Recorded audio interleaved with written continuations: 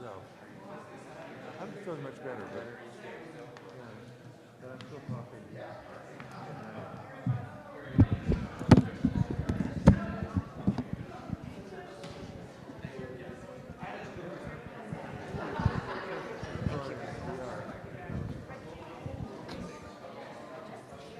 I'm not envious of your trip to Florida. I've had Florida. Test, test.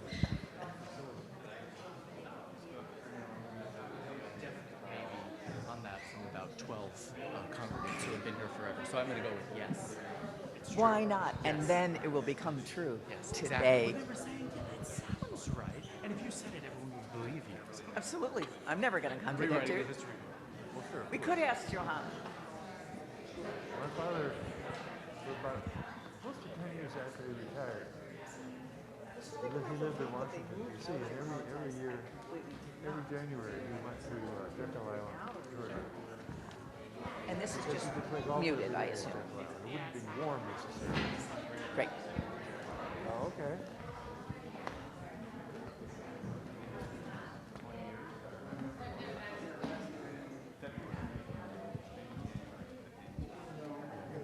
They had a motel that they stayed at. Test, test. I am testing the microphone. Can you all hear me? Yay. And here comes Ellen. Yeah, it still slides. Test, test. This is now me testing.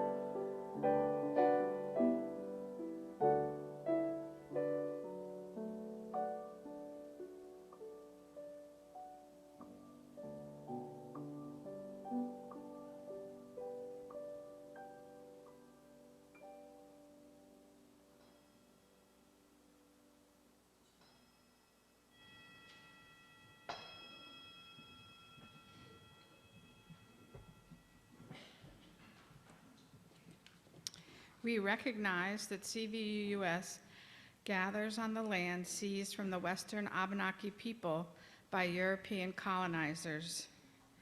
We respect the Abenaki spiritual relationship to the land and the waters of the Champlain Valley. We are committed to building a peaceful and more just relationship with them and to promoting knowledge about their history and culture. And related to the last two lines, I spoke with Vera Longtoe Sheehan, who presented our service last week, and she mentioned that they had appreciated that a group of CVUUS folks had gone to the Abenaki Heritage Days last June that were held at the Lake Champlain Maritime Museum. And she said, "Oh, we always are looking for volunteers to help." And I said, "Well, you have Liam's email. Send him a message when you know the dates and the time and what we can do, and we will organize to get some folks up there." And so that way we can really live our message of land acknowledgement and make connections. So welcome. Good morning. Welcome to those of you who are gathered here in person and those of you who are checking in online. If you would like hearing assistance, the tech crew in the back can set you up with some headphones. Many people work together to make this morning happen, and we want to thank them all. Today, we celebrate the official founding of our congregation, January 26, 1986, 38 years ago. January is a great month to reflect on what has come before and also look forward to the future. And that is what we will be doing today in our service led by one of our ministers, Reverend Tricia Hart. I am Ellen Flight, a member of the worship team, and January also marks when I first began attending CVUUS starting in 1997. So today I am marking my 27th year as part of this congregation, which seems almost unbelievable that much time has gone by. As a relatively young congregation, we have a history of welcoming new members, embracing our founding members, and appreciating all who have joined us over our 38 years in Addison County. Last week, our stewardship consultant spoke of legacy, and there have been many ways so many of us have collectively been part of the legacy of creating and sustaining a home for liberal religious life here in Addison County. And so we shall continue. Please join me and the rest of the congregation in singing Old Hundredth. We're going to sing 3 versions of it, which will be on the screen. And if you go to the gray hymnal, you can see in the order of service which ones we're going to do. And this, in the early years of CVUS, was something that was sung at the beginning of most every service. And so we all memorized at least one of the verses, but there's many, many. So you'll probably recognize the tune, and Ronnie will play it through once as you rise in body or spirit and sing together.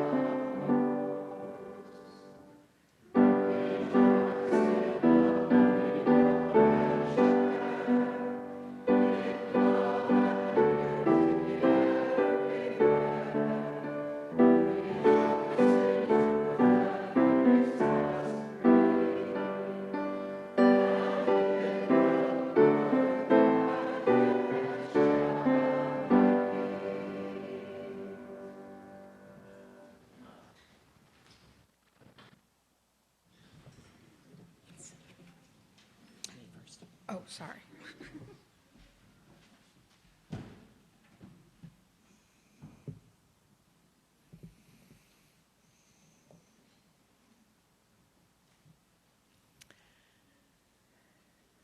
With all the conversation that has been happening in recent weeks, which is good, about vocabulary, about what we call the elements of our service, I just wanted to say something. I'm rather fond of rather than just calling it opening words, what I'm about to do, to call it a call to worship. But I know that for a lot of people, the word worship seems out of place, old-fashioned, maybe all about God. I learned as a newish Unitarian Universalist that the old English meaning of an old English word that I would pronounce worthship is paying attention to that which is most worthy. That's it.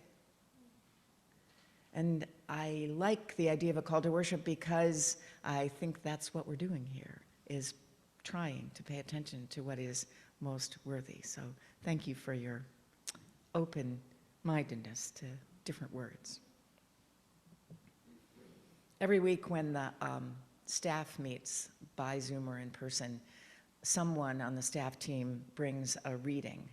And Poppy brought this reading on Wednesday, and I liked it so much that I asked her to send it to me so that I could share it with you this morning. Hi, Poppy.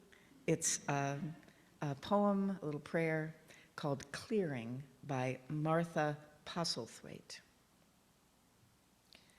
Do not try to save the whole world or do anything grandiose.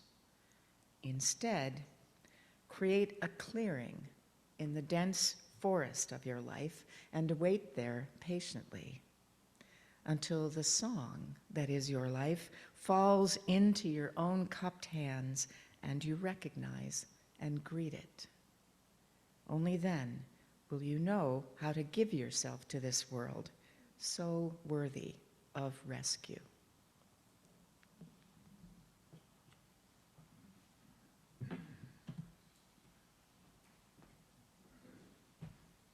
While Reverend Tricia lights our chalice, if you'll please join me in the chalice lighting.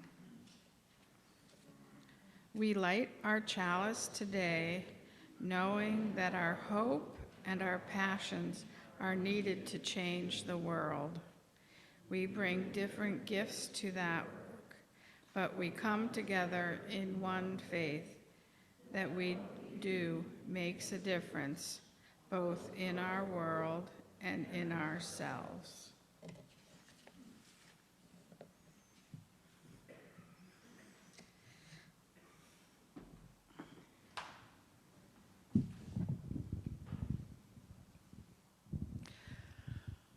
So I get to do the Time for All Ages today, and if there are children, I'm going to talk to all of you, but I want the kids to have the best seats in the house. So if you would like to come up, I would invite you to do that, but I want you, children and parents if you want to come too, to be able to see the congregation. So let's gather right over here. You can sit on the steps or stand up and watch if you would do that, if you're interested. Poppy's going to come too.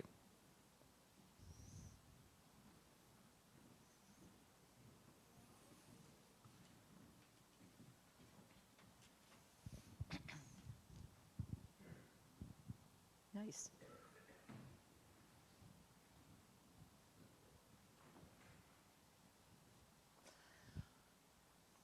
So thanks to those of you who came up. I appreciate it. I want to talk about kids and church. So you can help us do that if you want. But you all are going to help do that too, those of you who are kids and those of you who used to be kids. Anybody here who didn't used to be a kid? No, I think we all used to be kids. I do, whether we remember it or not. So I wanted to ask the question of all of us. So I want you to think about this.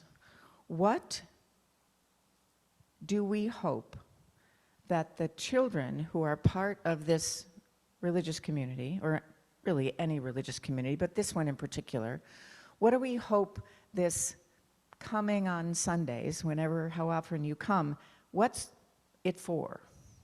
What's it for? What do we hope for? Other than just, I don't know, coming along because your parents told you that you needed to.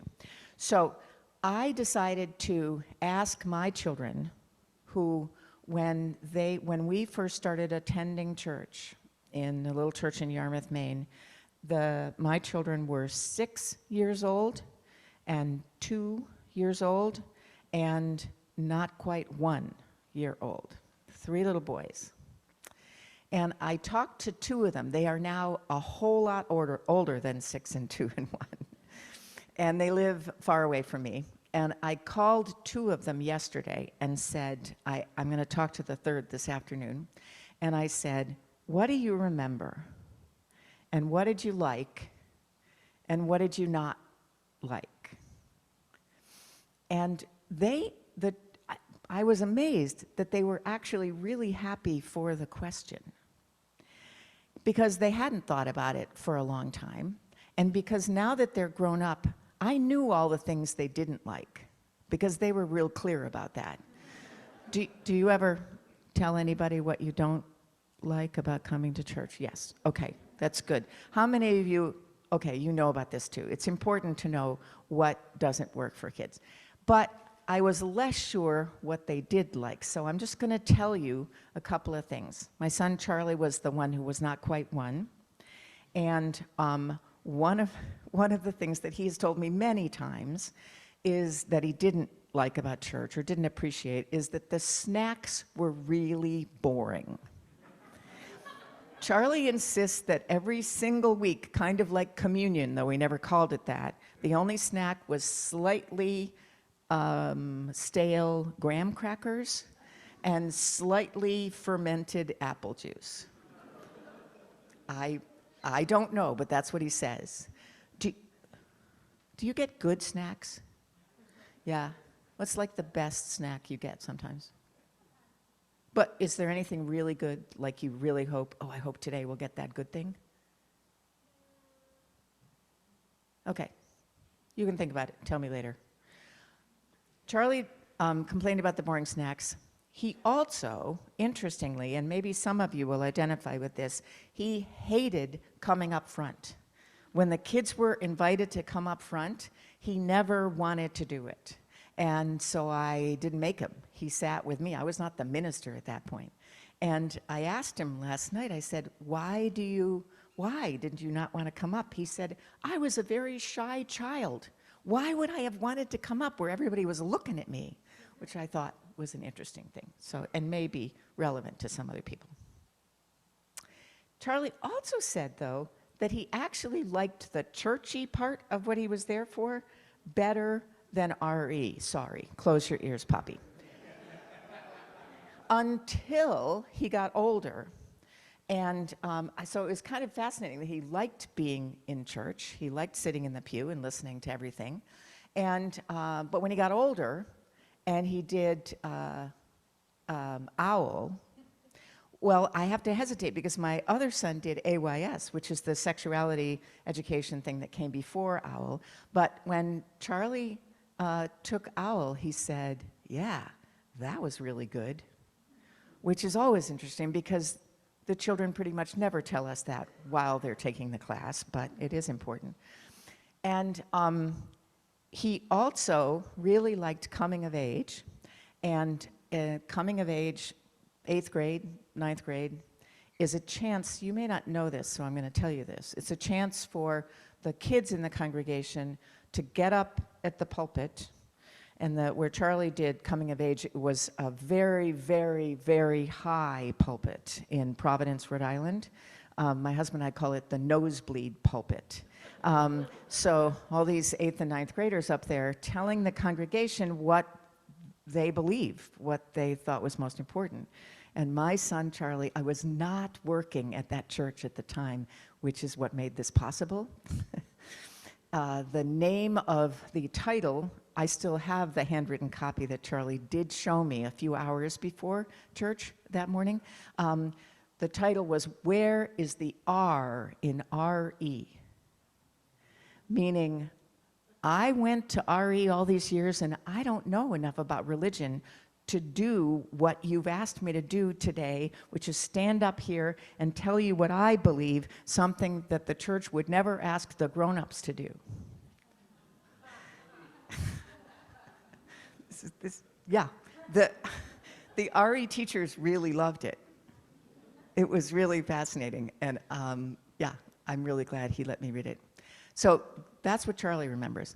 Patrick, was the 6-year-old and then stayed in that church until he went away to school, he loved the bell. So it was an old church in Yarmouth, Maine, and right by the door was this rope that just came somehow through the ceiling.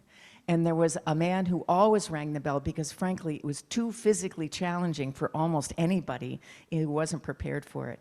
Dick Tonseth was his name, and he would ring the bell every single Sunday. And Patrick said to me just yesterday, he said, "Why don't they ring the bell at the beginning of the service, like when it actually starts?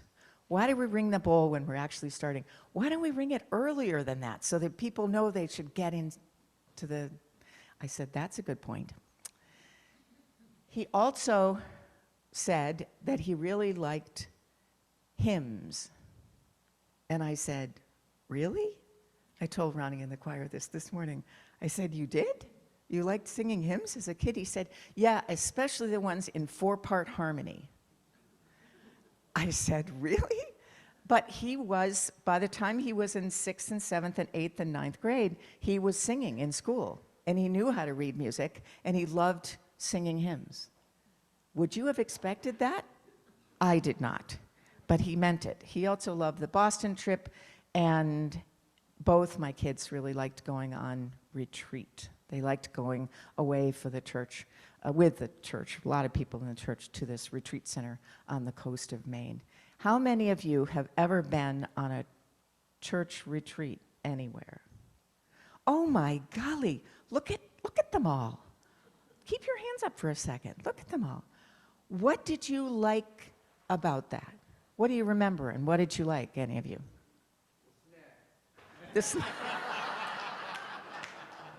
Were they boring? Sorry, yes, what did you like? I like, this church in Ripton, Vermont, maybe 10 years ago. Okay, this church, CVUUS in Ripton, maybe 10 years ago. I like learning how to make little stained glass. Oh, crafts. You can do crafts on retreat, like little stained glass things. Wow, that's awesome. What else? Yes? I went to Wisconsin, and I liked the people. You liked, All over the place. so it was a big retreat in Wisconsin. People came from all over the place, and you liked that. Are you an extrovert by any chance? Yes. I like that kind of thing, too. I do. Church retreats, something else that you liked? Yes.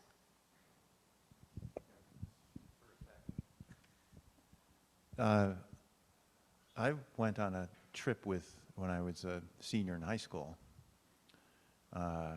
So all the youth went to a trip to Florida. And I particularly liked it because I got to steal away with my future wife and make out in the woods. So. Oh, so many stories that reminds me of. Yes. Thank you for sharing. Yeah. Thank you, Steve, for sharing. Yeah. Okay. Anything else about church retreats? Yes. Holler it out, and I'll repeat it. Laughter. It's so true. People laugh a lot on retreat, and they also spend time outside together. I think that's a remarkable thing to do. Yeah, well, tuck that. Yes, Priscilla, you get to speak for yourself. Yeah, I'll get back at him later. But no, I'm remembering, so I went to a congregational church growing up. So I remember learning church songs, so I can sing the Noah's Ark song, start to finish. It's actually how I get up hills on my bike now, as I sing this. The Lord said to Noah, there's going to be a floody, floody. People know that one? I know that one. Yeah, yeah. And you learned that at camp or on retreat. Wow, okay. It's pretty fun. I didn't know about this because I grew up Catholic and we didn't go on retreats. But when I became a UU, I learned, wow. And the only thing, I asked my kids if they liked going to Hersey Retreat every June, and they said yes, kind of hesitated, and they said, both of them in the separate conversations, I didn't really think it had much to do with church, though. I figured it was just like the coolest place to be where all the coolest people were, and so of course we went. Interesting, interesting. Thank you. So I hope that you, too, and the other children here, will share with the grown-ups in your life some of the things that you like or remember or that seem important to you about church. It will be a good thing for us to know because we might not know otherwise. I think it's time for children to go over to RE, to Fenn House. Thank you for coming.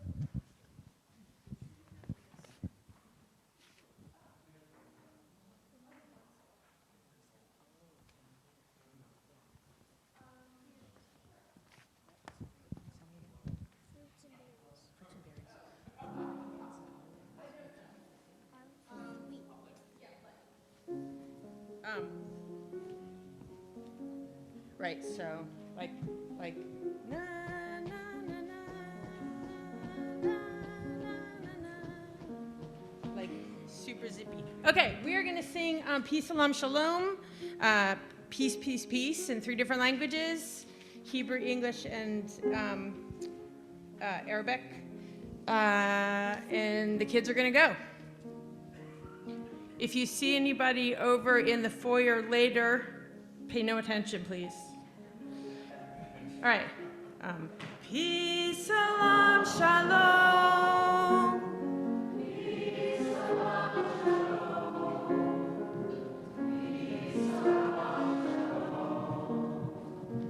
Peace, salam, shalom. Peace, salam, shalom. Peace, salam, shalom.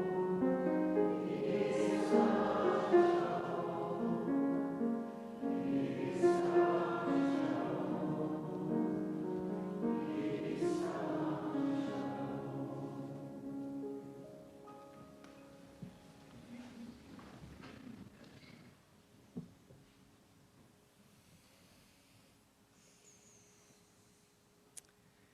Every week in the midst of our worship time together, we take up a collection, and we do that for a bunch of reasons. One, to remember that the congregation exists because of what somebody a long time ago called irrational generosity of its members. So I'm going to encourage you to be rational and irrational in your generosity. But we also do it to be able to give money away to other organizations that are doing the work that this congregation thinks is important, or in January, doing the work of Unitarian Universalism in different places. And the beneficiary of half of this week's collection is, and this may sound familiar to you because this was true last year too, on the birthday Sunday, the newest congregation in Unitarian Universalist in the UUA, which doesn't mean it's the very newest because there's some that are still forming, but the newest official one is a church on Peaks Island, Maine, which is just very close to Portland, called New Bracket Church. And the interesting thing about New Bracket Church, besides the fact that they have a great website and a really wonderful sounding pastor, is that in fact, they're not a new church at all. They're about 160 some years. There was a Bracket church. Somebody named Bracket gave lots and lots of money way back when. But this church was a Methodist church until a few years ago. And a few years ago, when the United Methodist Church in this country was struggling, as they still are, I think, unfortunately and unhappily, but struggling to deal with the tensions in their affiliated congregations about their welcoming or lack of welcoming of LGBTQIA people as members and as deacons and as ministers. This has been a problem for at least a decade, and it has gotten worse, not better. And the New Bracket Church and 3 other Methodist congregations in the greater Portland area all decided more or less at the same time to disaffiliate with the United Methodist Church, which they did. This is a long, difficult process, took at least a year. And then they said, well, what shall we be now? We still want to be a church. We are a church, and we don't want to be all by ourselves out here on this little island in Casco Bay, so who shall we affiliate with? And they decided to affiliate with, you're going to like this, I think, both the UUA and also the United Church of Christ. If you haven't all known that history, I'll tell you sometime, but we're cousins. We're Unitarians and Congregationalists. We were one before, and we became separate. And so they decided to connect with both of the organizations, which I think is a wonderful thing. And I would love to go and visit them. I hope that I will sometime. But before that, they are absolutely thrilled that this amazing congregation in Addison County in Vermont thinks that it's a good idea to remember being born as a congregation and remembering what it's like to try to put a budget together and sending a little gift to the another new congregation in our tradition. So your generosity today, online or as the basket passes you, will make a real difference in some real people's lives who are already happy to anticipate your gift. This morning's offering will now be most gratefully received.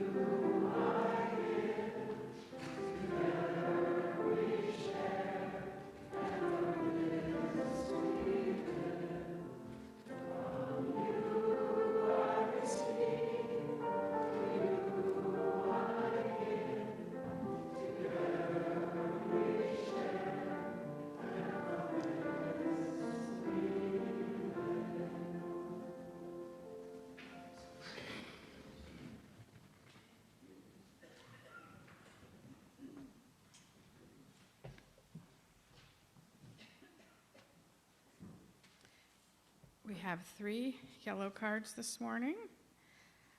First from Rosalie. She says she's feeling supported and loved by all the help provided by the Caring Network during her recent bout of COVID. Thank you. And Marnie Wood writes, our wonderful choir is so very grateful for the outstanding musical director who resides here at CVUUS, our Ronnie Romano. With a personal aspect today would be the 90th birthday of our very first choir director, Ron Rink. The growth of the choir through these many years at CVUS, it would please him greatly. Ron Rink was the first person I ever saw outside of church when I moved to Vermont, and I was like, oh, I'm part of the community. There's somebody I recognize. And the Timmons family writes, a big thank you to Lise and Miles for hosting such a lovely waffle brunch yesterday. Everything was delicious and the company was delightful. Another example of our radical love sharing. So thank you. And then Tricia will lead us into a time of reflection.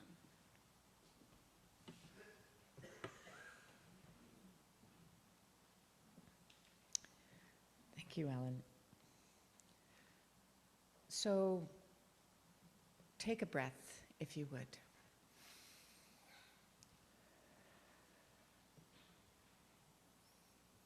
And another one if it would help you to be fully here.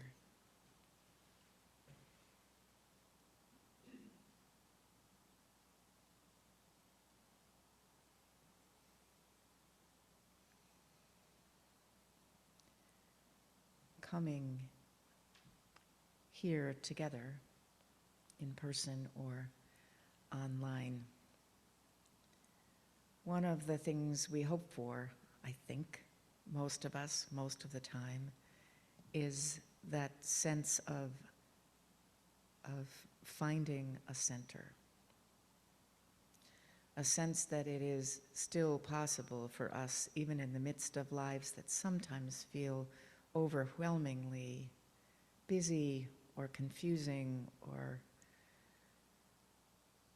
disturbing in various ways. Even in the midst of all of that, we can be reminded of the good things that help us remember that life is good. The good things in the midst of hard times when someone helps you or you help someone else.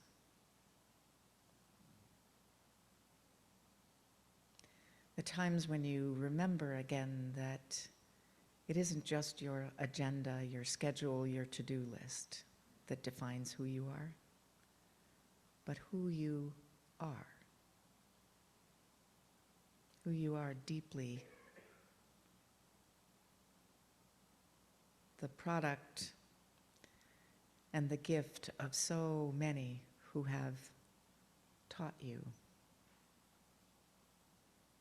by word or example how wonderful life is.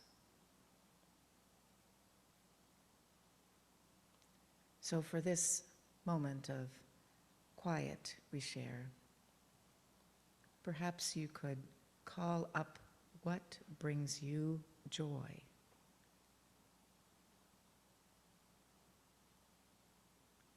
Remember the laughter that you have shared with others in your life. Remember those times when it was just such an amazing miracle to be alive. Remember the love in someone's eyes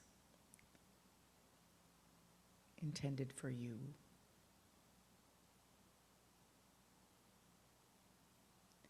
Let us rest for just a moment in the quiet we make together and think on those things.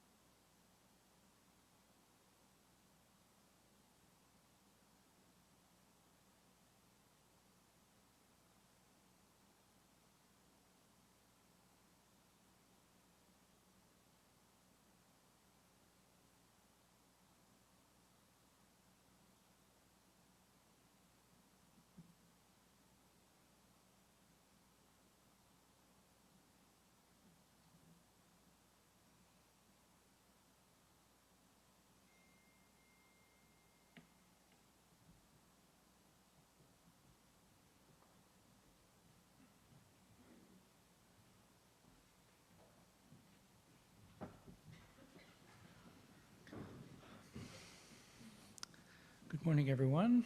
The choir is going to share a little song with you now. It's actually the very first song in the Gray Hymnal, May Nothing Evil Cross This Door, which I'm sure many of you have heard before.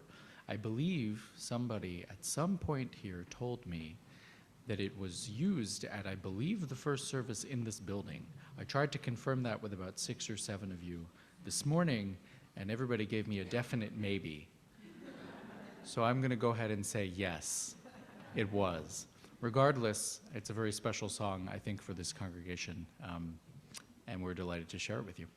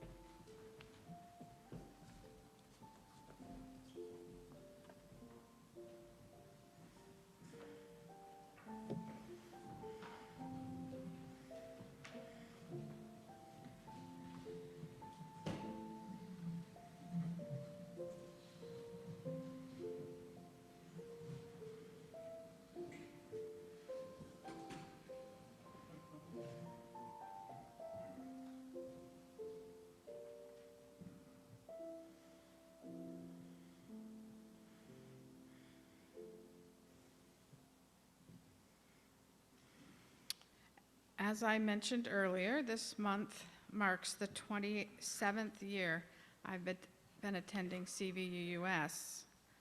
I grew up attending the First Unitarian Church of Chicago, which was located at the edge of the University of Chicago. The building style was English Gothic with a huge stone arches and a big organ. We attended on Sundays, and my Brownie troupe met there weekly, and I sang in the Chicago Children's Choir, which was founded there. Years later, I learned that there's also a Fenn House there, which is actually named after our Abbot Fenn grandfather, who was a minister at that church. When I arrived here, we were just starting weekly Sunday services, and we were located up the street in what was the Kingdom Hall for the Jehovah's Witnesses. There was one large room with a raised area at the end, and the carpet went halfway up the walls. While I'd worshiped at other UU churches since my childhood one, you might imagine that that building was a disappointment when compared with the church building of my childhood. But I wasn't there for the building. I had moved to Vermont from Massachusetts and was living 6.5 miles out a dirt road outside of Brandon in a house that had not had winter human inhabitants for many decades. The hermit life was something I was looking for after 15 years as a classroom teacher for middle school students, and during a time of transition that I needed to figure out my next career move. My oldest and dear friend, Lori Borden, who many of you may know, was a longtime member here, and I'd worked with her Uncle Abbott, as in the Fenn House, for many years at Keewaydin. I figured at least once a week I should come out of the mountains and do something with other people in community. What better place than a UU church? During my early years of attending, I joined the membership committee, I think the second week maybe. I was the head of RE, the RE committee, sang in the choir as it formed under Sandy Tensing, and was eventually on the board. I did some fundraising, and with my dad, we spent a Saturday installing shades in all the windows in the sanctuary. As the congregation grew, under our first full-time called minister, Johanna Nichols, we eventually went to 2 services, and then we needed more space. Some of my favorite memories come from that era of CVUUS. One highlight was the Miracle Sunday we organized to raise the money needed when we were going to build a building that suddenly needed a full basement, costing thousands of more dollars. Led by Steve Meyer and others, we made sure everyone knew the amount we needed to raise and that we would be collecting pledge cards during the service. We didn't lock the doors so people couldn't escape, but everybody knew. Following inspiring speeches and music, pledge cards were collected to be counted downstairs while the choir and congregation sang countless hymns. We actually, I think, ran out of hymns to sing and were waiting, and suddenly Steve and the team appeared at the door in the back of the sanctuary to say that we had raised a bit more than our goal. Tears of joy and relief spread as we were amazed at what we had just done. Truly a high point for this congregation.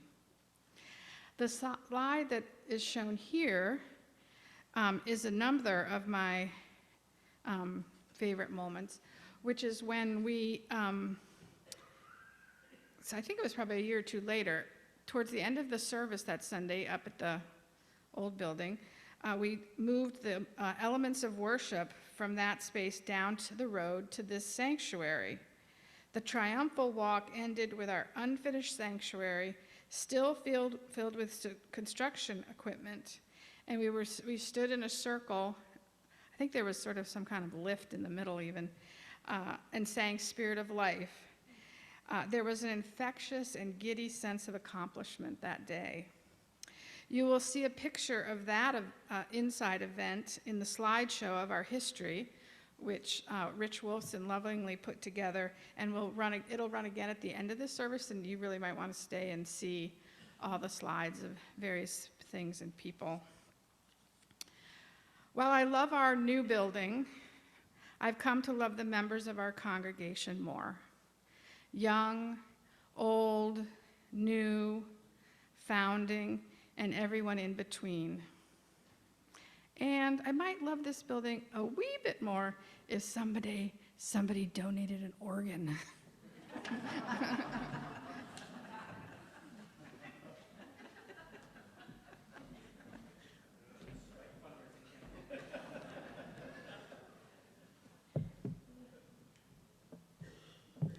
And what an interesting conflict that would bring about.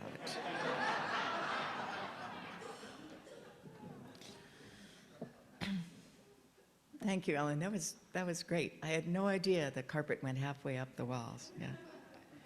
So today, together, even though I'm very much a newcomer, we are celebrating the past. 38 years ago, this congregation's first Sunday gathering anywhere. Many of you spent time last weekend, and I'm glad about that, looking closely at CVUUS's present with Mark Ewert, a stewardship consultant who remarkably wasn't physically here, but was very present on Zoom, and lots of you came to this building and did what is called a Next Steps workshop.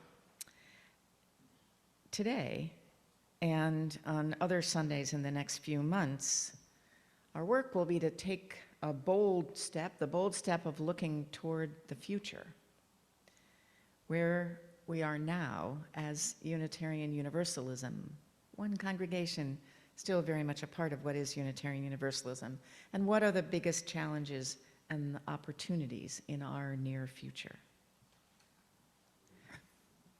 The easiest way, really the only way for me to look at the last 4 decades and where we've come is through my own life. It just so happens that 38 years ago, in 1986, that was the year that I arrived into Unitarian Universalism. I didn't remember that until I kept repeating that number all week. That was the year that I joined the church in Yarmouth that I talked about with my former husband and our 3 little boys.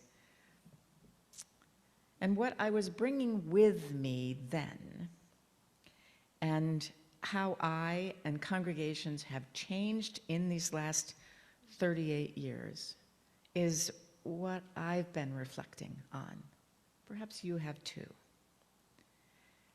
I'm just me, and nobody else is exactly like anybody else, but congregations reflect the realities of their times. Congregations are created by and changed by the people who constitute them and who live in the world where stuff is happening, problems and questions and possibilities. So tradition really matters, and it's important to remember that change is the only constant. Our job is to pay attention to that which is of worth, and it is including paying attention to what's happening around us. I did not grow up, unlike Ellen, and how many of the rest of you, how many of you are what we used to say birthright Unitarians or Universalists or Unitarian Universalists? Look around, because there are not a majority by any means, but quite a few people in this room. But not me. I grew up Catholic, perhaps like some of you. Anybody willing to? Okay. Looking back, I tried to remember what I liked and didn't like in church as a kid, and frankly, very little comes to mind. Except for the church fair that happened some day in July every summer, which was called Fun Night. I'll never forget that, which I loved, with rides and games and cotton candy and other things I wasn't ordinarily allowed to have. I loved Fun Night. But other than the fact that Fun Night happened in the church parking lot, I actually didn't grasp its connection to my church. But then I didn't grasp much about our church or Catholicism. And I figured other people did. Maybe my parents? There were rules to remember and follow for us Catholics, and there were consequences for failing to do so. Change, personal growth, except in faith, was not really on the menu in Catholicism. It wasn't part of the plan. And any change, I learned this. No one ever said it to me, but I learned that any change, I was changing my mind, my opinion, my questions, would really better be kept to myself. The truth is, I was changing a lot right around the time that I stopped being Catholic, which was sometime in 1969 and especially 1970. I think a lot about that year, 1970. Anybody else?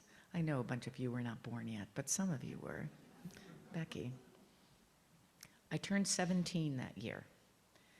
The Vietnam War was in the news as it had been for years, but in 1970, our country bombed Cambodia, and the National Guard shot students at Kent State, killing 4 of them, injuring another 9. Now, this was not the beginning of my understanding that a whole lot happens in my country that is neither right nor good. I was 10 when John F. Kennedy was assassinated. I was almost 15 when Martin Luther King and Bobby Kennedy were shot and killed. A few years later, by 1970, when I was finishing high school, I had become a student of the Vietnam War. And because of some wonderful teachers that I had in high school, a student of the history of United States and Western involvement in what at the time was kind of bizarrely called Indochina. I knew that our government was lying every day, that people were dying for no reason, and that all of this was very wrong. And then there was civil rights also happening. It had been, and enough light had been shown on the racism of our country that even I could see it by the time I was 17. I knew something about the legacies of slavery and segregation, the cruelty and violence. It was years later that I came to understand the economics of the whole slave economy. Economics that built the country where I and other white people like me had a pretty good life. The thing is, as a teenager, on my way to becoming a grown-up, I thought that if I could figure out that these things were wrong, then other people would figure it out too, right? Because the facts were indisputable. It was just a matter of enough time, enough smart people, enough freedom of speech, enough truth, and it would all become clear to everybody.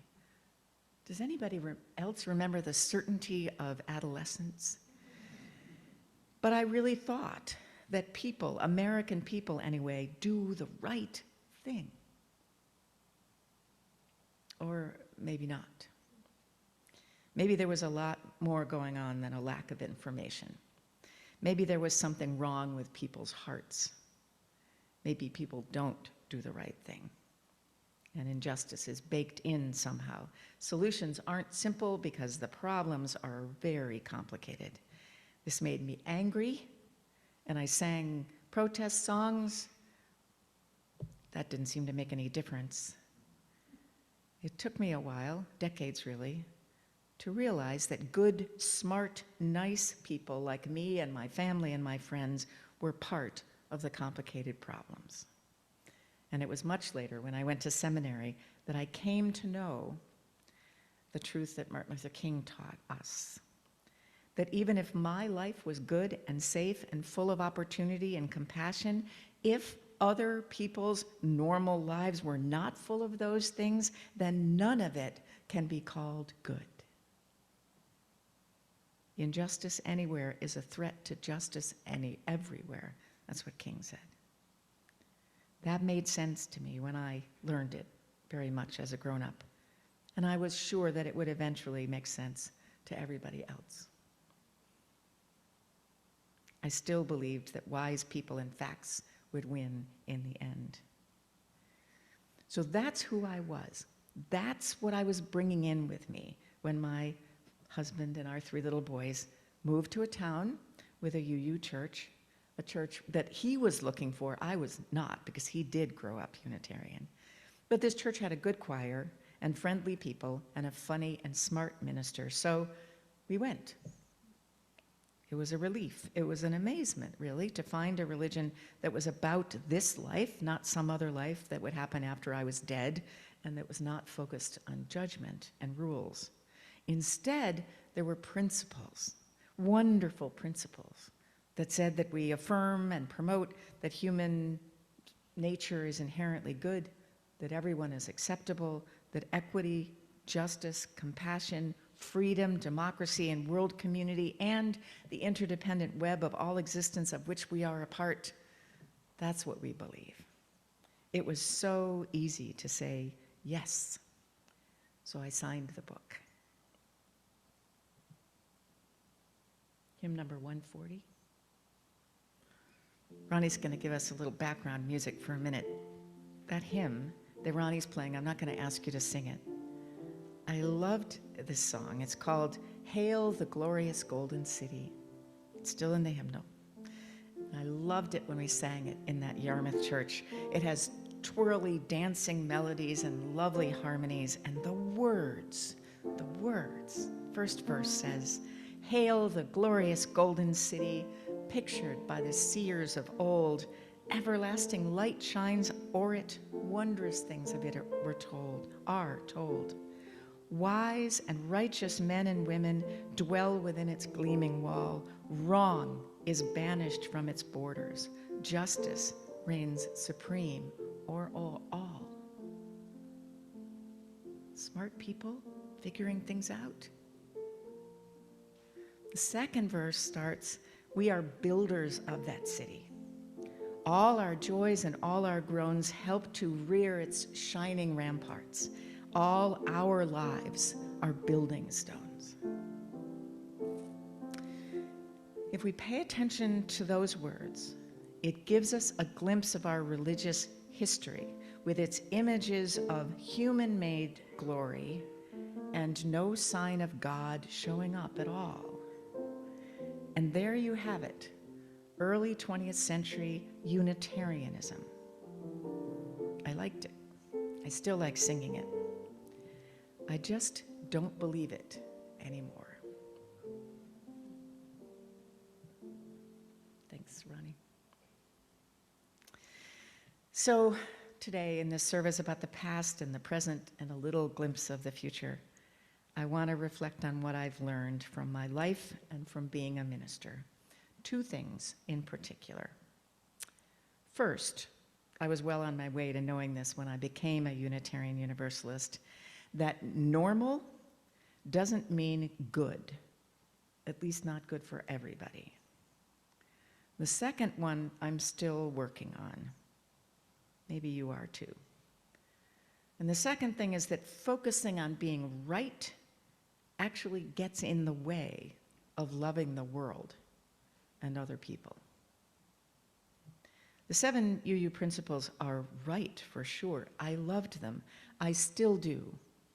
And I'm going to be preaching on the new principles, the new Article 2 and the flower in which the principles are all incorporated, but that I'll do next month. The principles still guide me and guide us, and it was years before I understood how hard those principles are to practice. I mean, I knew it, but I didn't really know it until the first church I served, a new congregation in southern Rhode Island, we decided, the religious educator and I, that we would have a coming of age class because we had 8 kids, 4 girls, 4 boys, all in 8th grade. How cool is that? So we had a coming of age class, and among other things, we asked them to look at the principles by themselves, talk about them among themselves, and then we could talk about them as a whole group. They had questions. Wait a minute, they said. All persons have worth and dignity? Really? And are we including Hitler and Stalin and the racist jerk around the corner? And we affirm and promote justice and equity and compassion and freedom and world community, but what about our cities that our own government, not to mention other governments, fail to guarantee or even work toward those good goals for all citizens, not to mention non-citizens? So they asked, how do we live with those contradictions and not sound like hypocrites? I didn't have a ready answer. And I'm grateful to those kids for noticing how this creedless religion of ours, without rules and consequences, is actually far from easy. And another lesson that I'm still learning, that just having great ideas and principles is not enough to know how to live the precious gift of our lives. So here we are. 38, 40, 27, some number of years later in the first decades of a new century, in our time, when division and distrust and hatred and violence have always been with us, and they are everywhere. Corruption, cruelty, the opposite of wisdom, too many guns, harming, killing too many people, especially people who are not white, who are gay and lesbian and trans. There are too many people without homes and food, too many children with no adults taking care of them. And there are wars, often unjust wars, still a part of our daily life. The climate is changing, disasters arriving so fast, whole bunches of people not doing the right thing. And the thing is, with technology and how plugged in, we can see it all the time.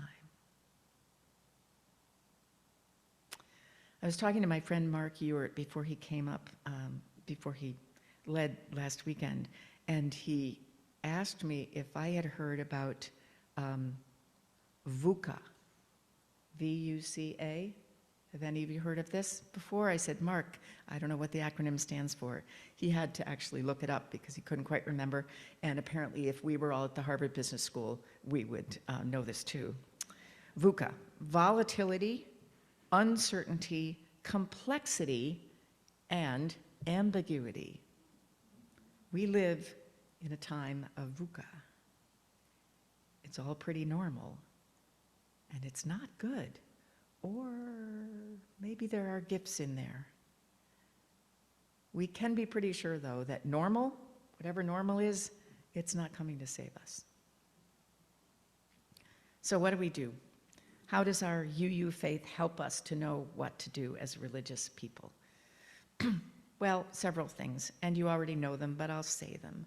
One, look around. We can always look around for the not normal heroes and learn from them.